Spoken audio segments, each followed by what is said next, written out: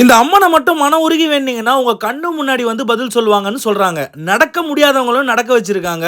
அது மட்டும் இல்லாம எப்பேற்பட்ட தொல்நோயா இருந்தாலும் சரி, அம்மன் மேல வச்சு உங்க கையில கட்டுற மஞ்சா கயிறை வந்து கட்டிட்டு போனீங்கன்னா அது சீக்கிரமாவே சரியாகிறதா சொல்றாங்க. ஏன்னா இந்த அம்மனோட தலைக்கு மேல இருக்கிற நாகத்தோட நெஞ்சு மருந்தா மாதிரி தீரவே தீராத நோய் எல்லாத்தையுமே அமாவாசை பௌர்ணமின்னு இங்க வந்து இந்த அம்மனை மனசார நம்பி வேண்டிட்டு போறவங்களுக்கு சரியாகிறதா சொல்றாங்க. கிட்டத்தட்ட 200 வருஷத்துக்கு மேல இருக்கிற இந்த கற்கோடி அம்மன் கோயில் மெட்ராஸ் இப்போ சென்னையா உருவான காலத்துல இருந்தே சென்னையோட பாதி ஊருக்கு கிராம தேவதையே இவங்க தான் சொல்றாங்க. ஆனா இந்த கோயிலுக்கு எப்படி வரணும்னு சொல்றேன், அப்படியே நம்ம பேஜை ஃபாலோ பண்ணிட்டு வீடியோவை ஃபுல்லா பாருங்க. தமிழ்நாட்டில் எங்க இருந்தாலும் சரி சென்னை ரீச் ஆயிடுங்க. சென்னை ரீச் ஆன பிறகு கூகுள் மேப்ல நுங்கம்பாக்கம் கற்கோடி அம்மன் கோயில் போட்டீங்கன்னா கரெக்டா இந்த லொகேஷனுக்கே ரீச் ஆயிடலாம். ஒரு முறை இந்த கோயிலுக்கு வந்து அம்மன் கிட்ட பூஜையில வச்சு கொடுக்கிற படிகார கல்லை வாங்கிட்டு போனதுக்கு அப்புறம் எப்பேற்பட்ட கண் திருஷ்டியும் காணாம போயிடும். அதோட பிசினஸ்ல மேல வரணும், குழந்தை இல்லாதவங்க, ரொம்ப நாளா கல்யாணம் ஆகாதவங்கன்னு கூட்டம் கூட்டமா வந்து வேண்டிட்டு போறாங்க. இப்பேற்பட்ட சக்தி வாய்ந்த அம்மன் கோயிலுக்கு சென்னையில இருந்தாலும் சரி, தமிழ்நாட்டில் எங்க இருந்தாலும் சரி ஒரு முறை வந்து பாருங்க.